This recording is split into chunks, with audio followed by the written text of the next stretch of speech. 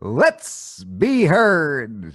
I'm Mike G from Mike G in the Morning, here with Philly Chris for this special edition of the Weekend Update Rogue. Mike G on Saturday evening, right, Philly Chris? That's right, Mike G in the evening. Special shout out to our sponsors, Elite Tactical Armory over at elitetacticalarmory.com and PAcommercialarmory.com. Thanks for hooking me up with the hat, guys. The little bird told me that they've got some handgun ammunition, some 9mm, 40, 45, 38 special. Not bad, huh? Probably a good time to stock up, I would imagine. Hard to come by as well, right? Yeah, some places don't have any or they're limiting it. So head on over there. They might as well be gold. Elite Tactical Armory, elitetacticalarmory.com and PAcommercialarmory.com. We got some feedback on the Facebook page regarding yesterday's episode. Philly Chris, why don't you share that with everybody? Yeah, thanks to Randy for the comment on the Mike G in the Morning Facebook page. It said here, he says, great show today, Mike and Chris. However, I am surprised that while you brought up the second and the debates, you didn't mention how a Pennsylvania judge just this week ruled the Protection of Lawful Commerce in Arms Act unconstitutional. For that, good sirs, you will be issued a big bowl of mustard. No, he issued us the mustard. Time for us to eat it, yeah. And that's a mustard. Look what we started, Philly Chris. You have bowls of mustard going out everywhere. Yeah, I know. I might need to reach out to some mustard companies, see if we can get a sponsor here. You know? We'll have a new hat next week, right? Yeah, that'd be nice. Yeah. Well, Randy, good point. That was actually on the agenda for yesterday's program. We had planned on talking about it, but the fact of the matter is it's only a 50-minute program, so we didn't get a chance to get to it. We certainly want to talk about it in greater detail next week, but for this particular venture, I think we'll give you a tiny taste of mustard. How about that? I want to talk a little bit about what this is all about, and we'll really get into the details on the program. So, like Randy said, this case dealt with the Protection of Lawful Commerce in Arms Act. Case is called Gustafson versus Springfield, and hopefully we got a lot of Springfield fans who are listening right now. So listen up. This is serious stuff.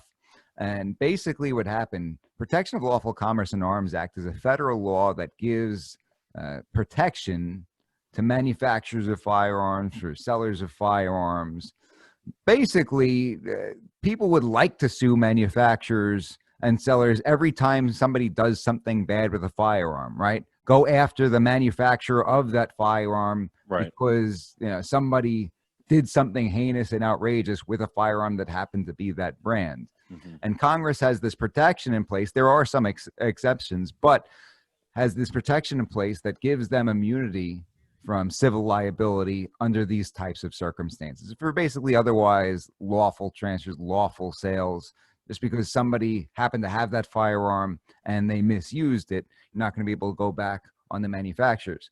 But this lawsuit, this Pennsylvania lawsuit, held that law is unconstitutional. So this might change the landscape of firearms in Pennsylvania for this particular reason. Mm-hmm. Now, I want to note that Bernie Sanders, during the primary debates for the 2016 election, Hillary Clinton had talked about getting rid of the Protection of Lawful Commerce in Arms Act. And he said, if you do that, you will effectively end the manufacture of firearms in the United States. And I am not willing to do that.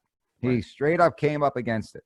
And you can look this up. I'm not making this stuff up. I'm not joking around. Now, of course, later during this campaign, the 2020 election, he retracted and said, I've seen the light. I was wrong back then. Right, of course. But that's exactly what he said in the primary before the 2016 election. And I think that's a legitimate concern. And this case dealt with not only the Commerce Clause, but also the 10th Amendment. And interestingly, people who are strong believers in the Constitution often get irritated with how much the Commerce Clause is abused, because Congress is supposed to have very specific, limited, enumerated powers. And we see all kinds of federal overreach through utilizing the Commerce Clause. Now, I do want to say that the facts of this case are very sad, basically giving you from the opinion the brief description. The Gustafson's 13-year-old son, James Robert J.R. Gustafson, and his 14-year-old friend visited a Westmoreland County home owned by Joshua Hudek. JR's friend obtained Mr. Hudek's Springfield Armory semi-automatic handgun, model XD9. The opinion says the friend removed the handgun's clip, that's their quote, not mine, obviously, and therefore believed it was unloaded because there were no adequate indicators or warnings to inform him that a live round remained in the chamber.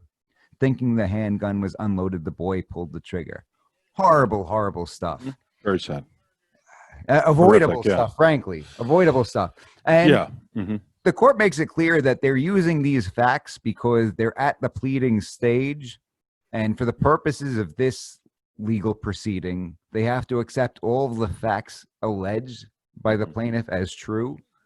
So obviously, you and I can have a discussion as gun owners and look at a lot of the stuff and say, well, this is not making sense. This is not adding up. For example, I love how the court uses the language clip, right? Instead of magazine. Yeah, I was going to say something earlier, but. Yeah. It's like nails on a chalkboard. Right. Yeah. But anybody who's been around Springfield talking about how there were no adequate indicators or warnings to inform him that a live round remained in the chamber, well, that's just not true. Right. Springfield XD has a chamber indicator on the top of the firearm. This little button pops up, and it's also got a button on the back that comes out to indicate that the firearm's in battery. So that's just not true, but it's not contested at this point because it's early on and the procedural stage that it's at. Thinking the handgun was unloaded, the boy pulled the trigger. Horrible stuff. Yeah, and this just goes firearm safety training and education in this country. Absolutely. Yeah, and we've talked specifically on the show a little bit about that and children. And, the sad thing is, obviously, the gun was left in a location where they were able to access it, and when we were talking about this a little bit off the air, I was thinking, I have children, and let's say I had my keys laying out on the counter, and my son's friend came over and took my keys and went out and drove my car and went up the street and had an accident or something. Like, it just, you teach your children not to do that. So it doesn't seem like it happens that often. But I think when you shield your children from firearms, whether you own them or not, and don't educate them, unfortunately, it adds an additional amount of likelihood that these things can happen. Yeah. Would you think this is somewhat analogous to suing the car manufacturer in a situation like that? Yeah, I was trying to think about some sort of example, like, right? Yeah. I mean, that happens. You don't really hear about that happening, but I suppose it does happen. But it's not like they're going to sue Ford because a minor stole your car and went up the street. Like, that's really not Ford's fault. So I think, unfortunately, as you and I both know from working in the industry and all the stuff that you talk about on the show, it's more of a political issue when it comes to firearms, right? Sure. Than cars and stuff. So, And I think you could certainly make these causation type arguments or these liability arguments, whether or not this federal protection remains in place. Ultimately, the problem with the protection not being in place is that there's going to be such a flood of lawsuits against any manufacturer that to simply defend them is going to be extremely costly, right, potentially put them out of business. So that's sort of the policy angle. But obviously, everybody who's listening, never point a firearm at something you don't intend to destroy. Yeah, and they're always loaded. They're always loaded. Always loaded. Even if every gun is loaded. Yeah, every gun is loaded. Always keep it pointed in a safe direction. Finger off the trigger until you're ready to fire. Just so many safety violations in this situation. Right. It hurts to hear that. That's what we've got on tap and in store. I think we should talk a lot more about this. Absolutely, yeah. On the program and get into some of the finer details. So, Randy, we talked about it. Maybe we didn't flesh it out an hour long or anything. But instead of a bowl of mustard, how about a nice little jar? What do you think of that? Woohoo! There we go. A little mustard for our shout out to the client of mine who sent me a special package from Katz's Deli in New York that included a jar of mustard. He quite literally sent me a jar of mustard. Thank you, Randy. Philly Chris, any parting words? God bless everybody. Let's hope Donald Trump and the family and the rest of the folks in the administration and everyone out in the country there suffering from COVID get back to a healthy place soon, and may we all come together, and God bless. Amen, brother. Stay safe. Have a great weekend, folks. EliteTacticalArmory.com.